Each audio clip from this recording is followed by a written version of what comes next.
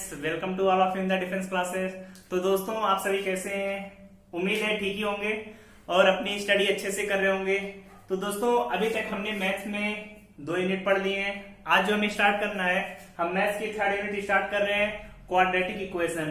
तो इसमें हम पहले इसके आज बेसिक पॉइंट को देखते हैं कि इसके क्या क्या बेसिक पॉइंट हैं, इसमें क्वेश्चन किस तरीके से एग्जाम में पूछे जाते हैं और इसके कॉन्सेप्ट क्या हैं, सभी को अच्छे से स्टडी करेंगे। तो चलिए दोस्तों, स्टार्ट करते हैं। तो दोस्तों, देख रहे हैं चैप्टर का नाम है क्वाड्रेटिक इक्वेशन। तो पहले हमें पता होना चाहिए कि इक्वेशन होती क्या है। तो दोस्तों याद रखिएगा, कभी अगर इक्वेशन की बात की जाए, समीकरण की, तो समीकरण में हमेशा 2 पक्ष होते हैं, 2 साइड्स होती हैं। तो समीकरण के लिए जो पहली कंडीशन है, 2 साइड्स, एक आपका लेफ्ट हैंड साइड होता है और दूसरा राइट हैंड साइड होता है, जिसके बारे में आपको पता होना चाहिए। कहीं पर लिखा हुआ है x² + 3x + 7, या लिख लीजिए, आपका लिखा है x² + 3x + 2 लिखा हुआ है आपके सामने और लिखा है = 0। तो देख रहे हैं यहाँ पर एक लेफ्ट हैंड साइड है, एक राइट हैंड साइड, तो आपका इक्वेशन होगा। अगर नहीं पे सिर्फ लिखा होता x² + 3x + 2, तो दोस्तों क्या एक इक्वेशन है? नहीं, क्योंकि इसमें एक ही साइड से, तो कभी एक इक्वेशन नहीं होगा। तो जहां पर सिर्फ एक ही साइड हो, कोई इक्वेशन ना लिखा हो, इसे हम कहते हैं पॉलिनोमियल, जिसे हिंदी में पढ़ा होगा बहुपद। समझ में आया? इसे क्या कहते हैं? पॉलिनोमियल। लेकिन जहां पर 2 साइड्स आ जाए, वहां पर ये क्या बन जाएगा? इक्वेशन। तो दोस्तों, दोनों का डिफरेंस समझ में आया क्या है? पॉलिनोमियल में सिर्फ एक साइड होगा, 2 साइड नहीं होंगे। इक्वेशन में 2 साइड होंगे। जब पॉलिनोमियल का आप फैक्टर करते हैं, तो आपने निकाला होगा इसकी वैल्यू x + 1 x + 2। जब इसका फैक्टर करेंगे, यही तो आएगा x + 1 x + 2, यही वैल्यू आएगी। तो इन्हें हम क्या बोलते हैं? गुणनखंड। गुणनखंड या इंग्लिश में फैक्टर बोलते हैं। वहीं पर जब इसकी वैल्यू निकालते हैं, तो इसका जब फैक्टर करेंगे x + 1 x + 2 = 0, तो यहां से हमें x = -1 x = -2, ये दोनों क्या होते हैं? रूट्स, या इसे हम हिंदी में कहते हैं मूल, समीकरण के मूल। समझ में आया? तो जब कभी इक्वेशन है, तो वहां पर हमें सोल्यूशन मिलता है, जिसे मूल कहते हैं। लेकिन जब कभी पॉलिनोमियल लिखा है, तो पॉलिनोमियल में क्या मिलेगा? आपको सिर्फ फैक्टर मिलेगा। तो समझ में आया कि डिफरेंस पॉलिनोमियल और इक्वेशन में क्या होता है। अब इसे पढ़ने के बाद हम आगे डिस्कस करेंगे कि इक्वेशन कितने टाइप की होती हैं, फिर आगे डिस्कस करेंगे। तो नोट करिए दोस्तों इससे पहले।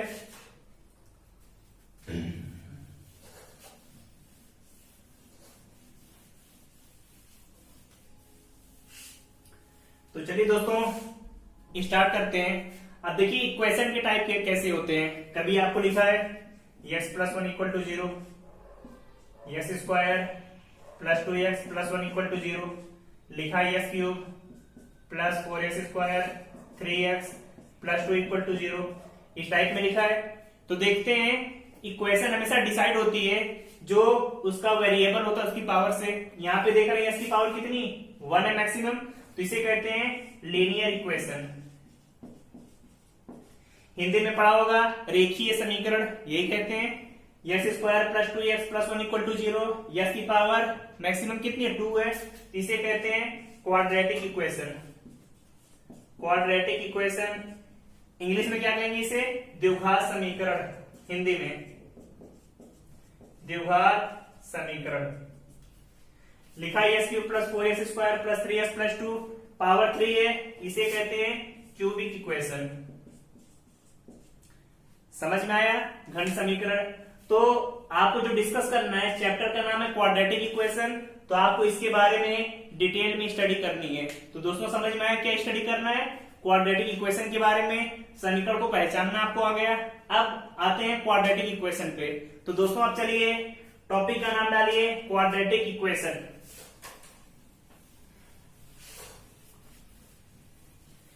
कि क्वाड्रेटिक इक्वेशन को कैसे हम सॉल्व करेंगे, कैसे उसकी वैल्यू निकालेंगे, इन सभी के बारे में अब हम डिस्कस करेंगे। तो दोस्तों, है आपका क्वाड्रेटिक इक्वेशन। तो पहले इसका स्टैंडर्ड फॉर्म लिखते हैं। जो दोस्तों इसका स्टैंडर्ड फॉर्म होता है A X square plus B X plus C equal to 0, जहां पर A B C real numbers होते हैं। रियल नंबर पता है, वास्तविक संख्या है, सभी को पहले बताया। और and A not equal to 0, A की वैल्यू कभी 0 के बराबर नहीं होना चाहिए, तो जाके आपका क्वाड्रेटिक इक्वेशन होगा।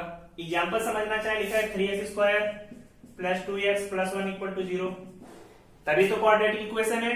अगर a की वैल्यू 0 हो जाएगी, कितना आएगा 2x plus 1 equal to 0, quadratic equation होगा नहीं होगा। तो हमेशा a की वैल्यू कभी भी 0 के बराबर नहीं होनी चाहिए, तब जाकर किस में आएगा, क्वाड्रेटिक इक्वेशन में। और इसकी वैल्यू निकालते कैसे हैं हम, अब इसके बारे में डिस्कस करेंगे। तो दोस्तों आप सभी हेडिंग डालिए,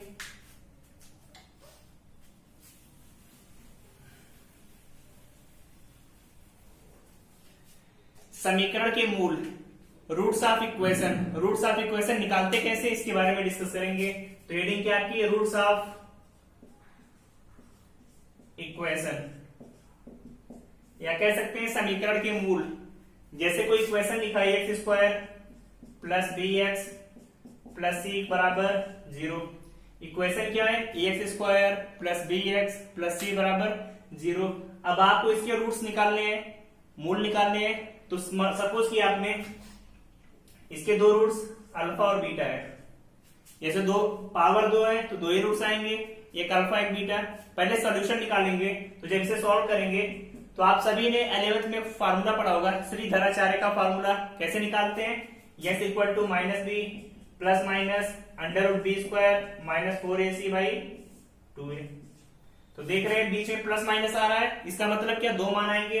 तो जब आप प्लस लेंगे minus B plus under root B square minus 4ac by 2a, जब माइनस लेंगे तो दूसरा roots minus B minus under root B square minus 4ac by 2a, ऐसे निकालेंगे। तो नोट कर लीजिए, यही दोनों समीकरण के मूल होंगे, इसकी वैल्यू आपको निकालनी है। जैसे अभी आपको एग्जांपल कराएंगे फिर समझ में आ रहा है, तो पहले नोट करिए। एग्जांपल है आपका X square plus 8x plus 15 equal to 0। अब आपको इसके रूट्स निकालने हैं, दोनों मूल अल्फा और बीटा का मान निकालना है। तो कैसे निकालेंगे, चलिए देखते हैं। X equal to minus B का मतलब minus 8, B square minus 4ac, 4 में 1, 15 का multiply 60 by 2 minus 8 plus minus 64 में से जब 60 जाएगा तो 4 बचेगा, 4 का 2 आ गया बाई 2। जब प्लस लेंगे तो अल्फा आएगा, प्लस लेने पर माइनस 3, माइनस लेने पर बीटा तो माइनस 5। दो रूट्स आ गए, एक माइनस 3 दूसरा माइनस 5, इसकी वैल्यू निकाल ली आपने। तो दोस्तों समझ में आया कि कैसे हमें इक्वेशन को सॉल्व करना है। अगर आपको कोई भी इक्वेशन दी हुई है तो आप सीधे उसकी वैल्यू निकाल सकते हैं इस फार्मूले का यूज करके। अब इसके आगे हम डिस्कस करते हैं कि जो यहाँ पर एक टर्म लिखा हुआ है बी स्क्वायर माइनस 4ac, इसी कुछ प्रॉपर्टी होती है जहां से आप डिसाइड करते हैं कि इसके जो रूट्स आ रहे हैं ये रियल होंगे इमेजिनरी होंगे, इसके बारे में हम डिस्कस करेंगे। तो नोट करिए इतना दोस्तों।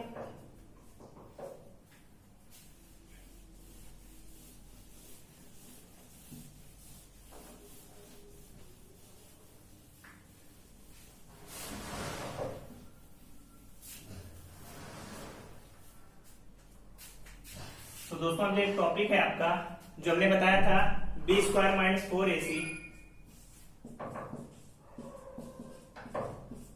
टॉपिक क्या था आपका, बी स्क्वायर माइनस 4ac। इसी को डी से लिखते हैं, जिसे कहते हैं डिस्क्रिमिनेंट।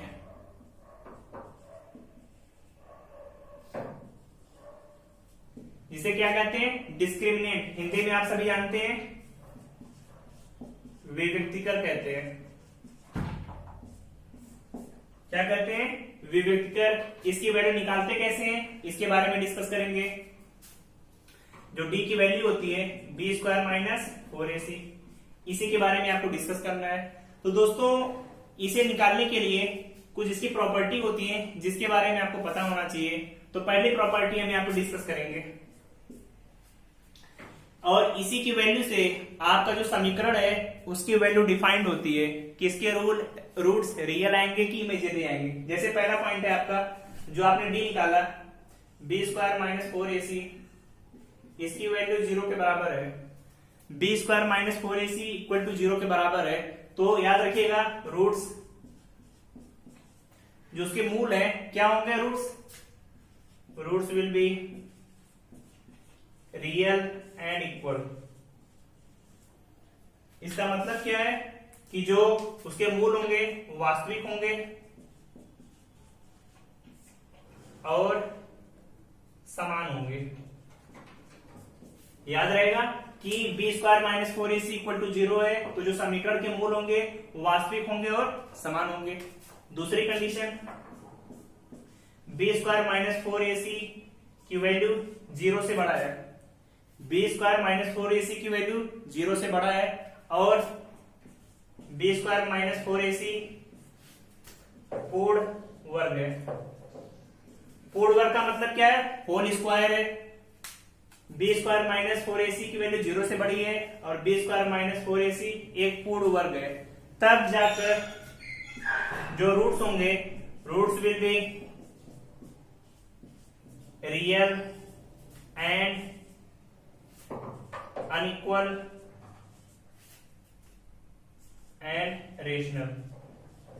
इसका मतलब क्या समझते हैं, उसके जो मूल होंगे वास्तविक होंगे,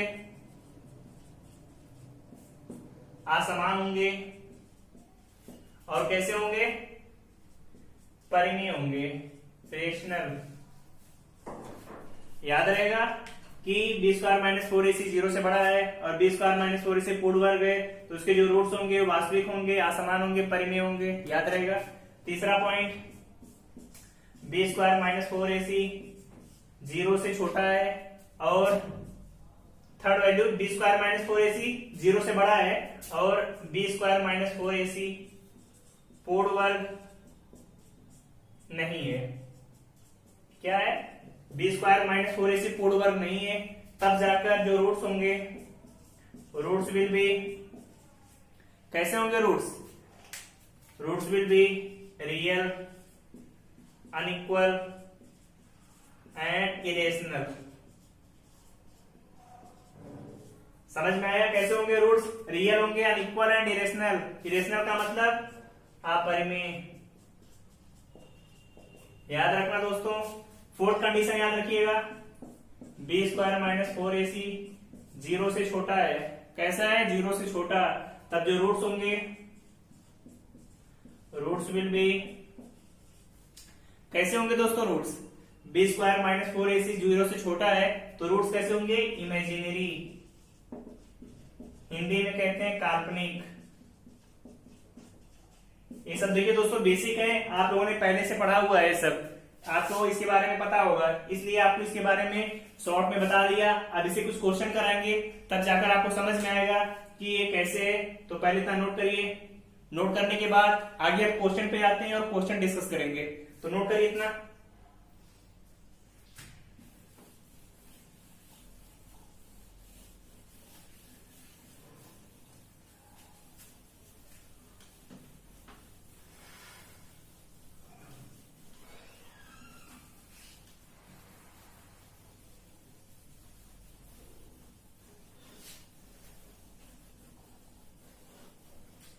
पहले क्वेश्चन पे आते हैं। पहला क्वेश्चन आपको दिया है 25x square plus 20x plus 7 equal to 0 है। इसके जो रूट्स होंगे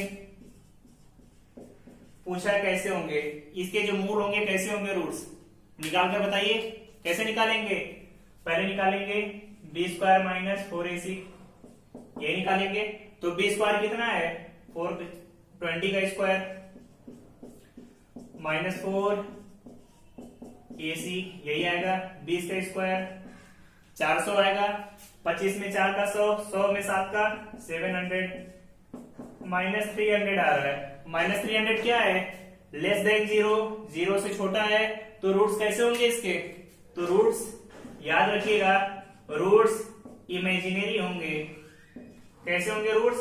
इमेजिनरी। यही तो बताया था कि बी स्क्वायर माइनस 4ac 0 से छोटा है, तो रूट्स कैसे हैं? इमेजिनरी है। चलिए दोस्तों दूसरे क्वेश्चन पे आते हैं। दूसरा क्वेश्चन दिया है 4m s square minus 2m plus n x plus n equal to 0 ये दिया हुआ है। आपसे पूछा जा रहा है इसके रूट्स कैसे होंगे? रियल होंगे, इमेजिनरी होंगे, कैसे होंगे इसके रूट्स? निकाल कर बताइए। जो आंसर है कमेंट बॉक्स में बताइए क्या आ रहा है आपका। निकालने का तरीका वही है। पहले क्या करेंगे? B square minus 4ac। B का मान कितना दिया है?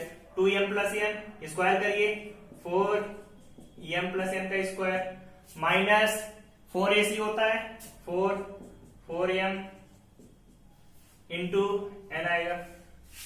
कितना आ जाएगा? 4m square plus n square 2mn 16mn यही आएगा। फिर क्या करेंगे? 4m स्क्वायर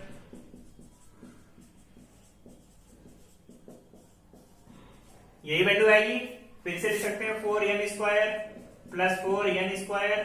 अब 8 में से 16 जाएगा तो माइनस 8mn बचेगा। इसे क्या लिख सकते हैं? 4m माइनस m का स्क्वायर। वही तो लिखा है। अब देख रहे हैं ये जो नंबर है पूरे तरीके से स्क्वायर है। किसका स्क्वायर है? 2m माइनस m का होल स्क्वायर है। वही तो लिखा हुआ है यहाँ पर। क्या बताया था? बी स्क्वायर माइनस 4ac 0 से बड़ा है और बी स्क्वायर माइनस 4ac की जो वैल्यू है एक होल स्क्वायर आ रही है, तो उसके जो रूट्स थे कैसे होंगे? रियल, अनइक्वल एंड रेशनल, मतलब परिमेय। यही बताया था आप सभी को। तो दोस्तों इतने क्वेश्चन आप नोट करिए। फिर आगे कुछ क्वेश्चन और डिस्कस करते हैं। उसकी वैल्यू कैसे निकालेंगे इसके बारे में देखेंगे आप।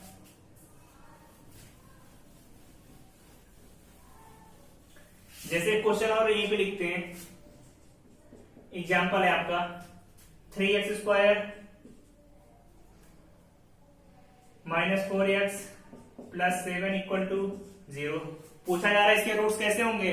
निकाल कर बताइए रूट्स कैसे आएंगे। क्या करेंगे? बी स्क्वायर माइनस 4ac कितना आएगा? B square 16 4 3 7। अब आपको पता है 4 3 12, 12 में 7 का 84 करेंगे। माइनस कितना आएगा? 68 आएगा। माइनस में बी स्क्वायर माइनस 4ac 68 0 से छोटा है, तो क्या आएगा आपका आंसर? एक। इसके रूट्स इमेजिनरी होंगे। समझ में आया? तो दोस्तों इसी तरीके से आप और भी क्वेश्चन सॉल्व करिएगा जो इस पर बेस्ड है। नेक्स्ट लेक्चर में हम डिस्कस करेंगे कि अगर आपको रूट्स पता है तो इक्वेशन कैसे बनाते हैं। आगे इसके बहुत सारे कॉन्सेप्ट हैं, फार्मूले हैं जिन्हें हम डिस्कस करेंगे। तो दोस्तों आप सभी अच्छे से पढ़ते रहिए, चैनल को लाइक करिए, शेयर करिए, सब्सक्राइब करिए। थैंक यू दोस्तों, बाय बाय।